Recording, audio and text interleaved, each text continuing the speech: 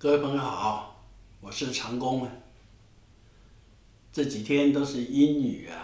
啊，早上看到我这个后院的洛梨已经开始开花了好现象啊。那我想回顾一下2021年拍鸟的情况啊。这一整年我把重点稍微整理一下，跟大家做个汇报。元月份，这个时候是冬候鸟比较稳定的时期黑面琵鹭在茄定是很精彩的。茄定的黑面琵鹭除了在八角楼前面去年在八角楼前面旁边那个桥下有3只小狗后来被移走了，这也是一个记忆。然后是这个资源回收厂那边，就是茄定的那个湿地靠茄定市区在那个资源回收厂那边，去年那里有非常多的黑皮一大早到那边去架着违章帐在那边等，哇，整批的这样出来，那是很精彩的是去年在茄定拍的黑皮感觉到特别精彩的。1月15、16号到宜兰头城这个斑头雁，这个斑头雁当时算是相当的轰动上百辆车在那田间追逐这个斑头雁有时候它靠得很近。这个斑头雁是算是相当难得的，所以那一次元月中去拍了这个斑头雁。然后呢，八鸭那个茄定湿地的八鸭也是在元月份哇，那个也是很精彩八鸭也是很难得一见的，所以非常多的人鸟友到那边去拍这也是一件盛事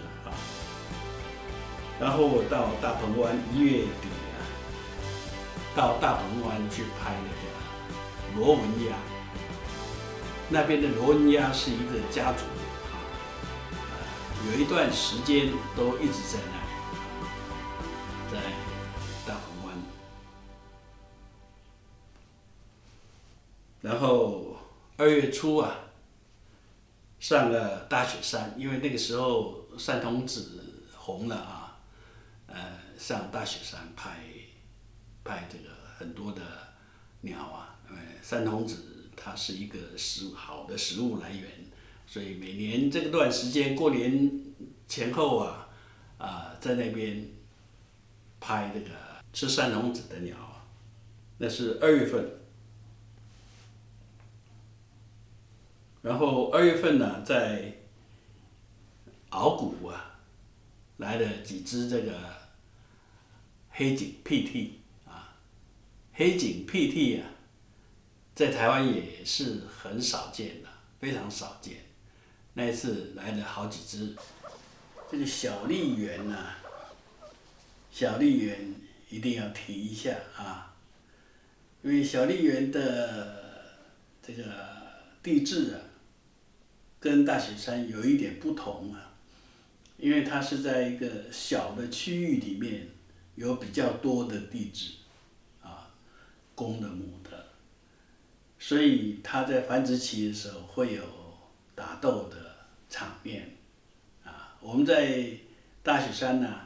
因为它区域比较广，而且我们只在那个一条路边拍，所以每次碰到大概都只有一只是公的，然后母的也许会多几只所以小笠原的地质是不容错过的啊。到了3月份了，沙仑台南沙仑地区那个环景志那也是3月份环景志开始求偶打架那几乎是天天去经常去，因为在那里大家都在那边想要抓到这个漂亮的画面。环景志它打架的时候飞起来冲羽毛那是非常漂亮，非常漂亮所以3月份现在也快了快要到这个环景志的繁殖期。所以3月份其实是很多鸟的繁殖期，3、4月春天的时候因为那时候万物生长这个食物比较多大部分的鸟的繁殖期都在春天。但是因为我们有点年纪了，这个不像以前到处跑不但是南北跑，出国到处乱跑，现在比较安分一点，比较靠南部的比较近一点的会去拍，太远的就不一定了所以3月份的环景志，沙仑的环景志接着3月下旬我到屏东夜莺大道第二次去看。因为第一次是在前年的8月那时候拍的非常爽因为就在路边就100公尺左右，起码可以找到5只你仔细看车，而且是用车牌在车上慢慢走就会有所以那个我第一次拍那个夜莺是非常兴奋的。然后去年的3月下旬因为那个时候也应该是夜莺的繁殖期，因为像今年这个我昨天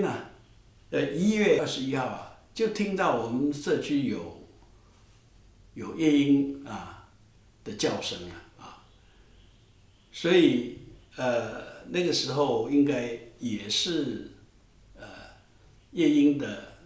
繁殖期。我前年拍是在8月份，那时候已经繁殖完成了大概小的也长大了，所以我今年3月的时候去，可是那时候就是碰到说整修整路然后他们主要是要整理那个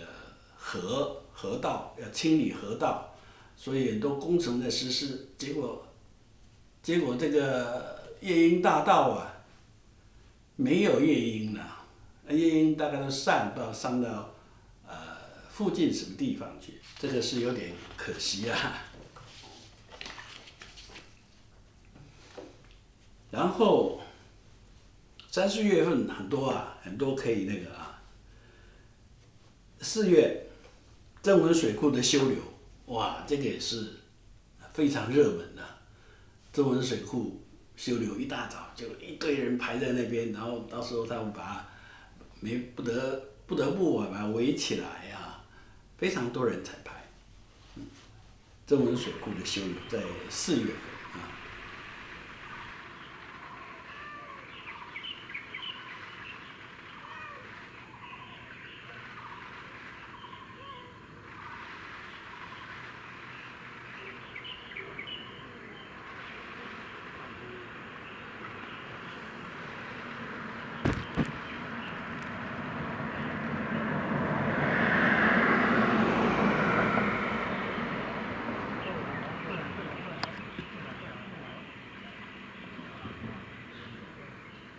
4月中，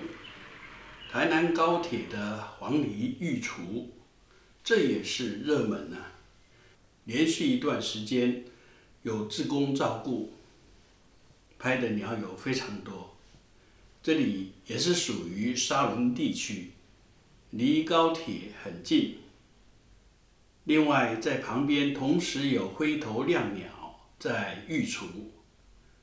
两头拍赚大了。4月下旬啊，桥头糖厂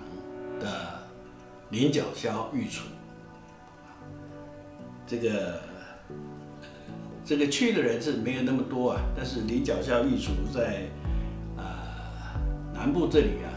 现在是很多啊，菱角鸮尤其是校园里面，经常都可以发现有菱角鸮的踪迹啊。那次在桥头糖厂啊，也是离我这里不远，所以我就去了2次。4月底到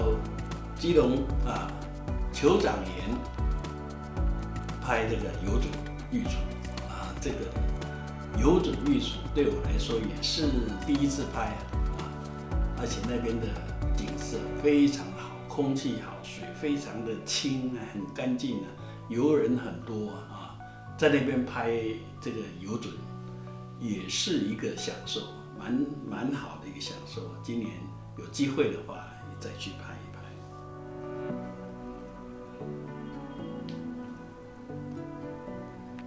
5月份我有一个 PA7，就是那个望远镜接数位相机的那个接环新增加了这个增加这个的目的就是说，如果天候不是很理想的话用数位相机的录影可能要比我用录影机那个效果要好一点，因为我那个录影机它是因为接这个望远镜，它不得不是这个稍微小一点的，就是它的 CMOS 感光元件要稍微小一点，所以我就尝试这个可以在天候比较差的时候用这个来录影它的效果要比用录影机要好一点但是它要手动对焦所以也不是经常在使用这个是我5月份的时候做的测试。6月呢，这个西底寮、二重港、三寮湾、北门的这些地方的田里面也有很多精彩的东西，主要是采玉这段时间是采玉，到后来这个迁徙季9月以后，这个迁徙鸟经过的地方，那北门那里因为那是水田，这段时间是休耕所以它这个会有很多的水鸟来，所以北门、三寮湾、二重港、西底寮这一个区域有好几个月的时间然后6月中开始，去年第一次用小五哥的发现在大潭大潭就是沙仑的隔壁大潭，同样是属于这个台南的那里有一些菱角田那上面的水蛭小屁涕，但是繁殖是非常精彩，因为那里一方面是很近，就在路边很近然后它的景在那里拍摄的环境也很舒服你早上有时候刚好因为是在这个铁路的高架的下面所以如果说早上去拍的时候，那时候太阳刚好晒不到，下午是这边晒不到那就这样拍非常好拍，而且那个环境那个景是相当不错。你要拍水蛭拍这个小 PT， 在那边的是很好的。大潭6月中啊，凤山亮鸟一个黑头亮鸟跟这个灰背亮鸟啊，灰背跟黑头2种不同的亮鸟啊，共同配对育雏啊，这个也是很难得拍到的一个景象。就可惜啊，这个过程中啊，那棵树啊，被公园的管理员也给它修了，然后后来小鸟被抓走了，说是外来种啊，会影响生态啊，实在是有点可惜。所以今年不太可能再看到了。2种不同的亮鸟啊，结合育雏，这个也是很有趣的。然后到10月，主要就是垦丁啊，垦丁的灰面黄莺过境，这个势必是要去看一看满洲垦丁这里然后10月下旬，集集的菱角鸮，哇，这个就是集集大众庙那个菱角鸮的位置高度刚好所以也是很多人在那里拍，再加上这个庙方非常的友善准备各种吃的点心这个水什么的，所以大家对集集的菱角鸮也是非常好的印象。那今年应该因为那个巢是连续好几年都在那边筑巢的，所以今年还是可以期待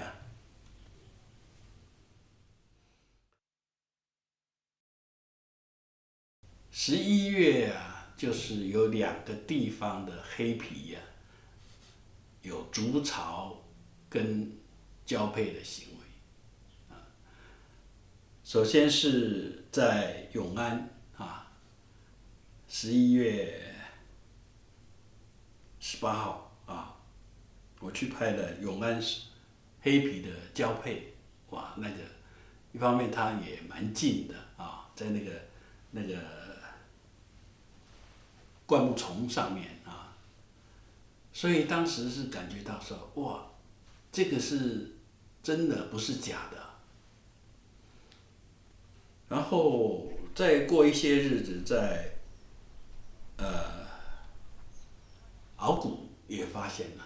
鳌骨也发现这黑皮筑巢交配的行为。可是这2个筑巢交配的行为到了现在元月下旬了，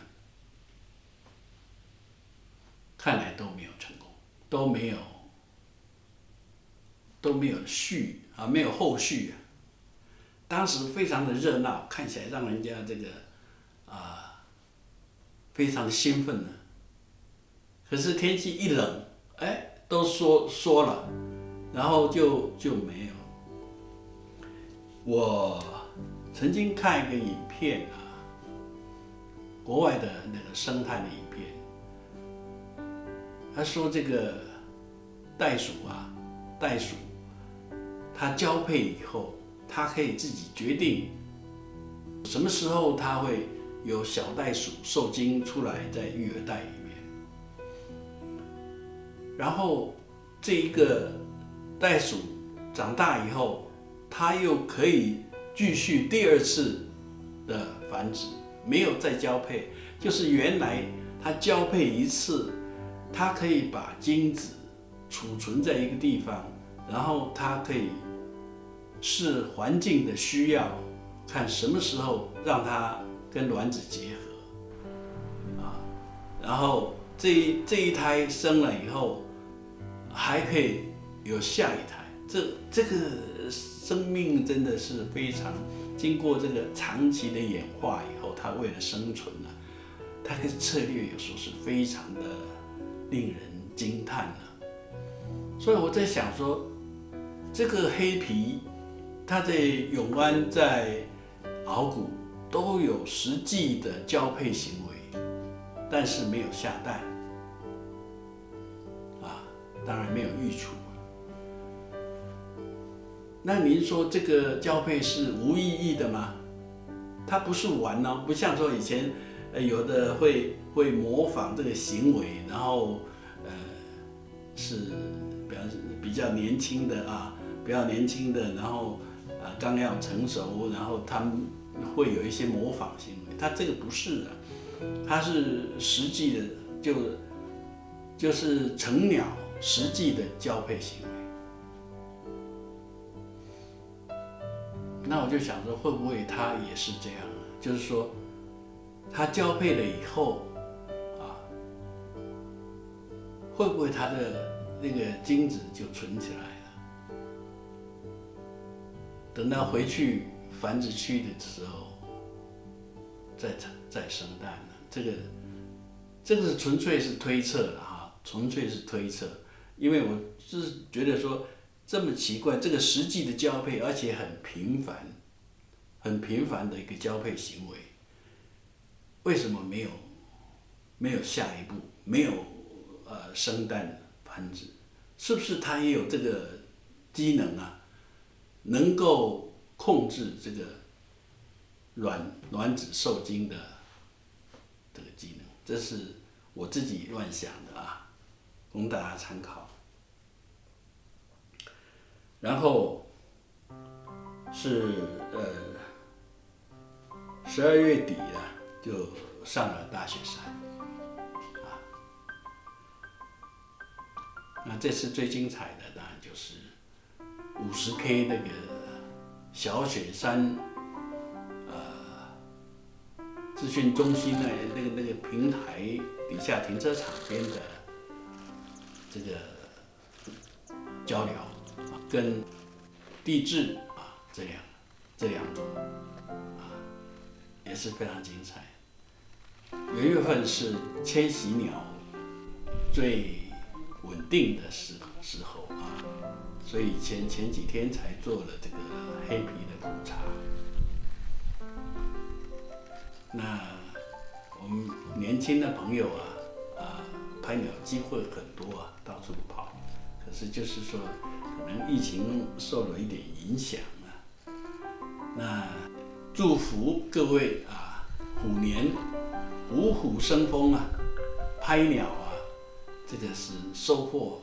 无穷让你可以到处去拍鸟，而且现在这个机器进步的实在是令人赞叹所以要拍好的照片只要你肯出门愿意去拍，收获自然是不错的。好，感谢您今天我就把去年一整年里面比较重要的几个拍鸟的经验再重整一下跟大家分享感谢您下次再见谢谢。